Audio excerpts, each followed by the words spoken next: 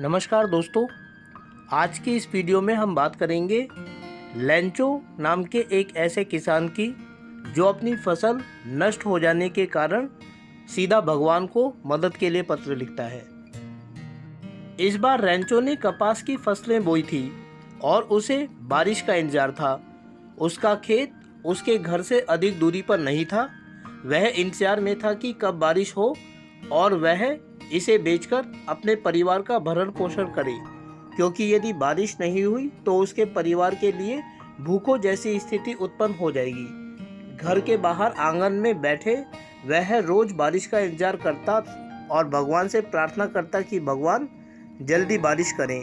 शायद आज भगवान ने उसकी प्रार्थना सुन ली। उसके बच्चे घर के बाहर खेल रहे थे। सुबह से बारिश का कोई नामो निशान नहीं था। दोपहर हो चुकी थी। अचानक मौसम ने करवट ली। एकाएक बारिश शुरू हो गई। रेंचो बारिश देखकर खुश हो गया। तेज हवा चलनी शुरू हुई। धीरे धीरे बारिश की बूंदें गिरने लगी और पूरे वातावरण में बारिश का माहौल बन गया। पर माहौल तब बिगड़ा जब बारिश रुकी नहीं और होती रही। अब रेंचो की इच्छा थी कि बारिश रुक जाए, लेकिन 1 घंटे तक भारी बारिश हुई। जब तक बारिश खत्म हुई तब तक पूरा खेत नष्ट हो चुका था और सारी फसल बर्बाद हो गई। खेत में खड़े होकर बर्बादी का ये मंजर देखकर रेंचो बहुत दुखी हो गया। अब उस रात रेंचो और उसका परिवार बहुत दुखी था, क्योंकि उन्हें पता था कि उस साल उनके पास कोई फसल नहीं होगी और उन्हें भूखा रहना होगा। लेकिन इस सब के बाद भी उनकी एक उम्मीद बची थी और वह थे ईश्वर। वह मानता था कि भगवान कभी किसी को भूखा नहीं मरने देंगे। रेंचो जानता था कि भगवान सब कुछ देखता है। भले ही वह एक किसान था, लेकिन रेंचो लिखना जानता था। अगली सुबह उसने भगवान को एक पत्र लिखना शुरू किया, जो कि अजीब था, पर यह उसका विश्वास ही था कि जिसने उसको इस काम के लिए प्रेरित किया। इस पत्र में उसने भगवान से वर्णन किया कि उसके खेत में क्या हुआ था और अगर उसे कुछ पैसे नहीं मिले तो उसके परिवार की कैसी परेशानियां आएंगी। उसने पत्र में भगवान से 100 रुपये की मांग रखी, ताकि वह अपने खेत को फिर से बो सके और फसल आने तक जी सके। उस समय 100 रुपये बहुत बड़ी रकम थी। उसने पत्र पर पते लाइन में लिखा, भगवान के लिए। अब उसने डाकघर में जाकर पत्र पर एक मोहर लगा दी और उसे इनबॉक्स में गिरा दिया। डाकघर में जब पत्रों की छटाई शुरू हुई तो वह पत्र एक कर्मचारी के पास गया। उसने पत्र के पते लाइन पर लिखा देखा, भगवान के लिए। ये देखकर वह हंसने लगा और धीरे धीरे उस डाकघर में ये बात हंसी का एक विषय बन गया। बात वहाँ के प्रबंधक तक गई। प्रबंधक एक मोटा, मिलनसार और सुखद इंसान था। उसे भी भगवान को संबोधित यह पत्र दिखाया गया। प्रबंधक भी जोर से हंसने लगा, क्योंकि उसने आज तक ऐसा कुछ नहीं देखा था। लेकिन अचानक वह तुरंत रुक गया और सोचने लगा कि इस आदमी को भगवान पर इतना विश्वास है कि वह उन्हें एक पत्र भेज रहा है। उसने पत्र को पूरा पढ़ा। उसको मालूम हुआ कि पत्र में रेंचो ने भगवान से 100 रुपये की मांग रखी है। प्रबंधक यह भी चाहता था कि रेंचो का अद्भुत विश्वास बना रहे। प्रबंधक भगवान में रेंचो के विश्वास को तोड़ना नहीं चाहता था, इसीलिए उसने इस पत्र का जवाब देने का फैसला किया। लेकिन 100 रुपये बहुत बड़ी रकम थी। लेकिन प्रबंधक ने पत्र का जवाब देने का मन बना लिया था, इसीलिए उसने अपने कुछ कर्मचारियों से पैसे मांगे। उसने अपने वेतन का एक हिस्सा भी दिया और अपने दोस्तों से भी दान पुण्य के नाम पर पैसा देने के लिए कहा।